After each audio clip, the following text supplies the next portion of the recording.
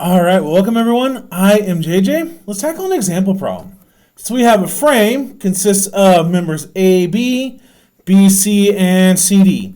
We're externally supported by a pin at A and fixed support D. We're going to try to figure out what's going on in B, C, and D. We're not asking for A because we should look at this, and our first step in the frame is to identify two force members. And we got one right there. The way that's worded is really trying to give us a hint that there's a two-force member in here, and we should use it correctly.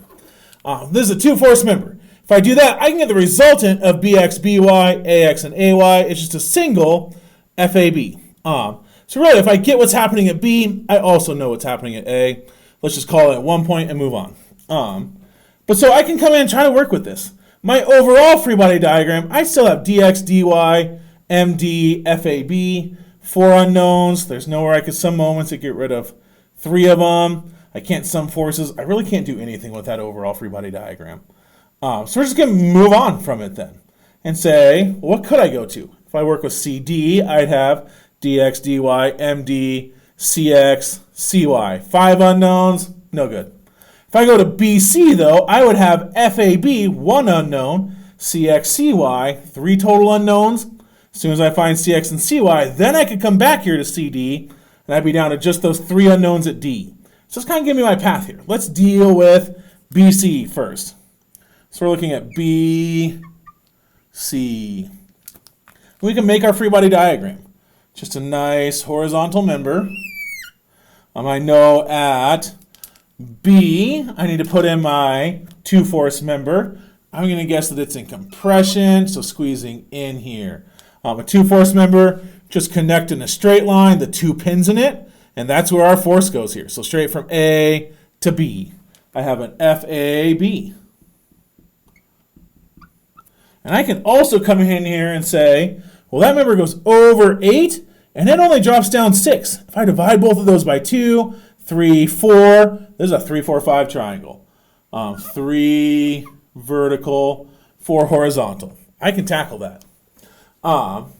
If I go from there and I go in 4 feet, which is not to the middle of this, maybe a third of the way in, give or take, 4 feet, gets me, there is a couple moment here. So let's add that in, 190 kip feet, going clockwise, 190 kip feet. And also right at that point, we get a distributed load showing up. So we'll stick that in. It's a rectangular one just along the entire top of this. And we're given the height of this is 8 kips per foot. So 8 kips per foot. Finally, that entire distributed load is 10 feet wide. At the end of that, we get to point C. So I need CX and CY. And I'll guess that these go up and to the left on this one. Again, 3 unknowns, I can apply equilibrium and find those. Why don't we do moments at C first? That'll give me FAB, then I can just sum forces in the Y. So come over here with positive, going counterclockwise, summing our moments about B. Is going to get me, we'll have my positive, or we're doing moments at B. So we'll actually get CY first. That totally works.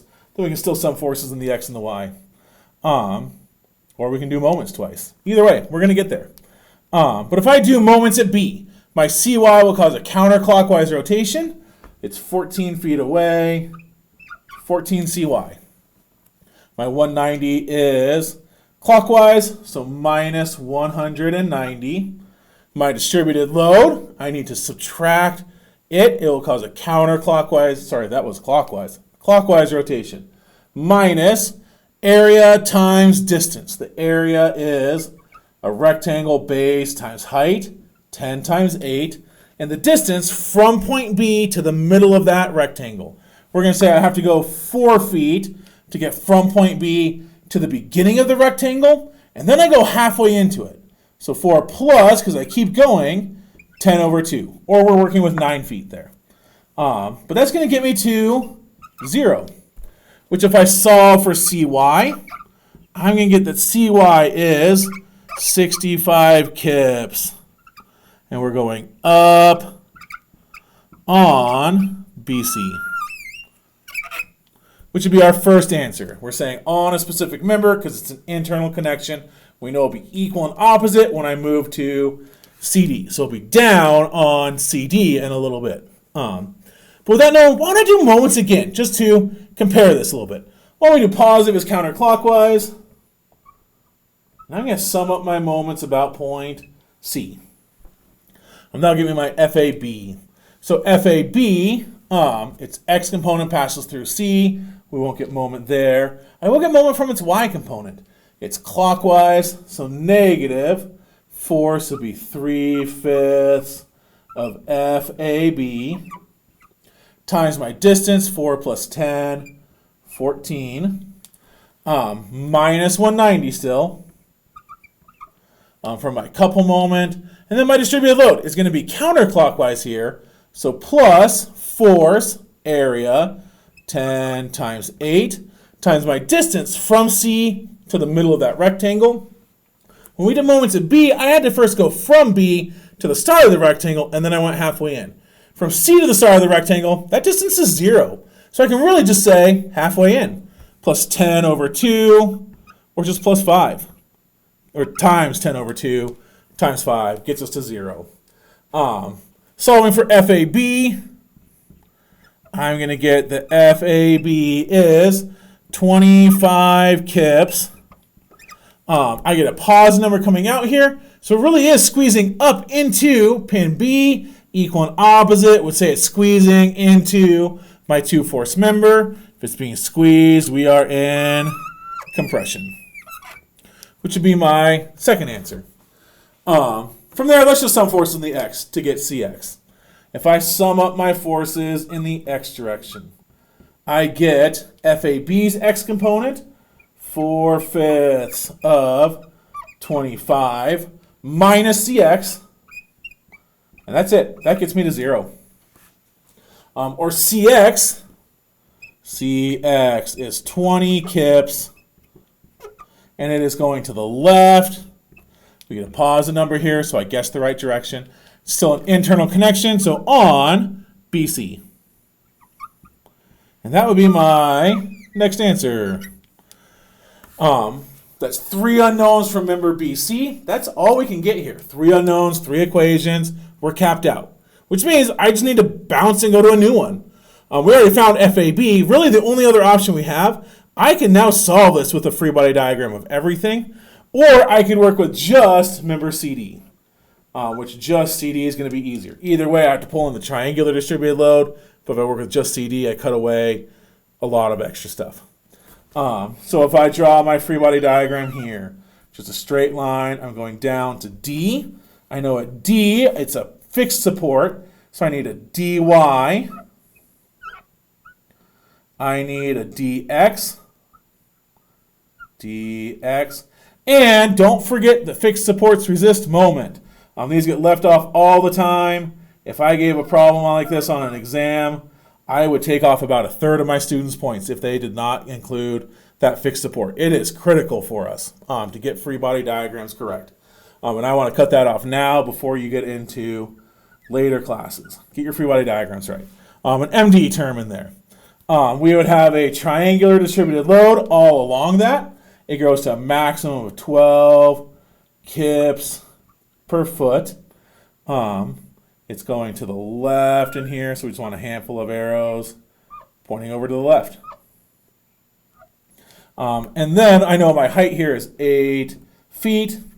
And up at the top, I have pin C. I already found CX and CY. On BC, CY went up. That means Newton's laws tell us for every action there's an equal and opposite reaction. That's as we move between members here. We get equal and opposite reaction. So CY is still 65, equal, but now it's going down on AB. 65 kips, going down. We also know CX went to the left on BC. Equal and opposite tells us it's still equal, 20 kips. But we should now be going to the right. We've moved to a new member. We are opposite. Still 20, equal, new direction, opposite. But I got 3 unknowns here. I should be able to find all of them. Let's get our y first. Summing forces in the y. I have dy minus 65 equals 0. Or dy is 65 kips. And it is going up. Which is our first answer for this free body diagram. Fourth answer overall. From there, we can go ahead and sum forces in the x. Summing my forces in the x direction. I'm going to get dx plus 20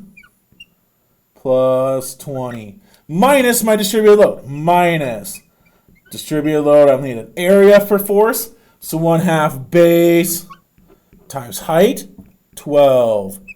Gets me to 0. Or dx is 28 kips. We get a positive, so I guess the right direction here. dx is 28 kips. And it's going to the right. And then our very last answer, I need md as well, which I can sum moments technically anywhere. Let's do this at point D. With positive, going counterclockwise, summing our moments about point D. We're going to get here. Let's get that triangle in there first. It'll be counterclockwise. So I need force, area, 1/2, 8 times 12, times my distance from D to the centroid of that, which should be, if we measure the centroid from the 90-degree corner, I go up 8 feet to get to that 90-degree corner, and then I drop down, so I'm coming back towards D, subtracting some distance out, 1/3 of the way in, minus 8/3. Or we could say from the pointy side, it's 2/3 of the way in. 2/3 of 8 will get us 8 minus 8/3. It is easier for me to remember one rule than two, so I typically do it this way, but either way it gets us there. That will be a force times the distance. I get moment from 20 kips minus force 20 times my distance, 8. And my last thing is just md. Minus md gets us to 0. Or that moment, I get a positive number here, so I guess the right direction. It is clockwise. md is 96 kip feet going clockwise. That would be our final answer for our problem. But hopefully this is a useful video for you. If it was, hit those like and subscribe buttons. Stick around. Watch more videos. Let's get you an A with JJ.